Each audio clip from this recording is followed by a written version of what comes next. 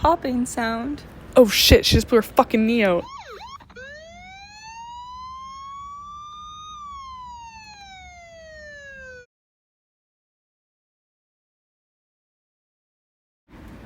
After operation, you use Price to maintain the pain and swelling in the inflammatory phase. Using crutches and a brace for 1 month post-operation. Strengthening exercises and stretches for the knee and hip are important after you've regained range of motion. About ACL injuries. ACL, or anterior cruciate ligament, is a knee injury that runs from the femur to the tibia between the knee joint. This ligament stabilizes the knee to prevent excess forward movements. The ligament can be stretched, torn, or completely teared. It is one of the most injured structures in sports medicine, especially in high-impact sports. Challenges with the injury are pivoting, walking, bending of the knee, or any weight-bearing movements. Mechanisms of the injury: pivoting on a planted foot, landing awkwardly, suddenly stopping, or any direct blows to the knee. Phase 1 is meant to recover body from the trauma and start the healing process. The main goals of this phase are to fully strengthen leg, minimize leg pain, reduce the swelling, get quadricep control, and walk as normal as possible. In order to move to the next stage, the patient must be able to fully extend a knee, have the ability to activate the quadriceps, be able to have knee flexion less than 110 degrees, and have manageable pain tolerance that enables exercise progression. To maintain athletes' cardiovascular endurance, we have incorporated skiers to maintain overall fitness during the injury. Phase 2 is meant to focus on range of motion and restore flexibility to the injured area. The main goals of this phase is to progress knee range of motion, continue to strengthen the muscles, and slowly increasing resistance. Start to resume normal daily activities. In order for the patient to move on to the next phase, they must have full range of motion, be able to do a double leg squat with good motor control, be able to do a single leg calf raise, and have good control and alignment during hip and core strengthening exercises. Assisted range of motion exercises you can do during this phase would be the heel assisted leg extension. You're going to do this 2 to 3 times a day for 15 reps for 3 to 4 sets.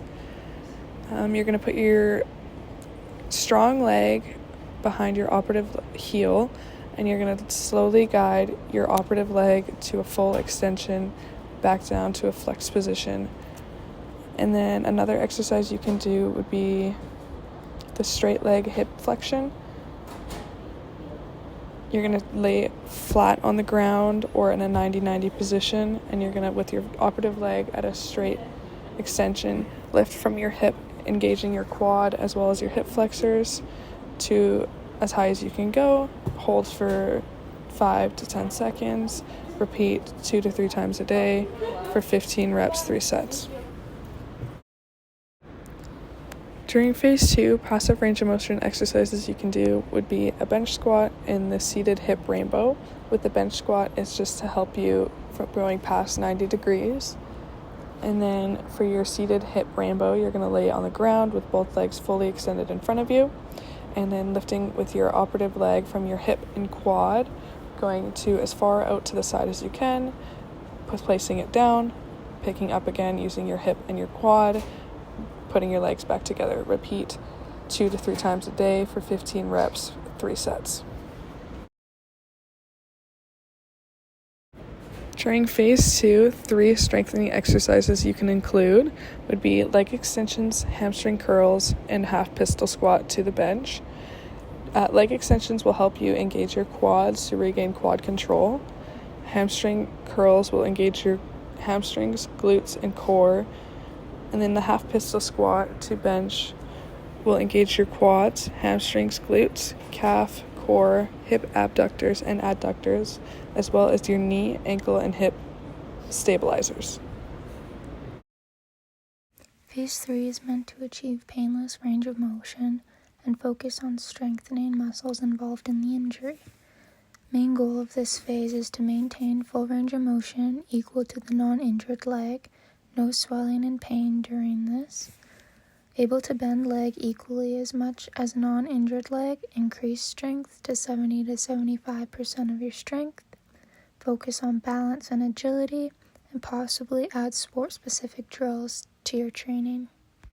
In order to move on to the next phase, the patient must have the ability to do single leg squats with good motor control, have thorough range in their hamstring contraction against a medium resistance, have the ability to demonstrate good core control and posture in single leg stance activities, and have evidence of improvement in strength of the hamstrings, hip abductors, hip extensors, and hip rotators. By incorporating agility, core, and balance, it builds up the injured ligament's ability to be stable, making it stronger in sharp and pivoting motions, as well as working on strengthening the leg and other muscle groups associated with the injury. It also trains the injured knee how to get back doing sport-related training in phase 4. A core exercise can be cable pulls, which target deep abdominal muscles and help reduce risk for further injuries later on. Balance is important for the knee, especially making it focus on stability and strengthening of the joint. Demonstrated are bounds. Clock jumps are an example of an agility exercise. These are also good for stabilizing the knee and making sure before going back to sport pivoting motions they are able to execute without pain or swelling of the knee. For each of the exercises, cable pulls, clock jumps, and bounds, perform each exercise 3 times for 20 seconds each. Phase 4 is meant to restore full strength to leg and start to include agility, stability of the knee, and continue to strengthen the muscles of the leg. The main goals of this phase are to start running and jumping, change of direction drills, and sport-specific training. In order for the patient to move on from rehab, they must be able to perform polymetric exercises with good motor control, have improved aerobic endurance, and able to run on even surfaces, and have good strength and endurance of bilateral lower extremities. 2 sports-related functional exercises you can do during this phase would be Bulgarian split squats and side lunges. While performing Bulgarian split squats, try to keep your knee at a 90-degree position. You're going to repeat this exercise for 10 to 15 reps for 3 sets, 1 time a day. While doing side lunges, you can start with body weight, or when you progress using a dumbbell. Using the dumbbell, you can hold it in a goblet or to the side, whatever is most comfortable to you. You're going to perform this exercise 1 time a day for 10 to 15 reps for 3 sets.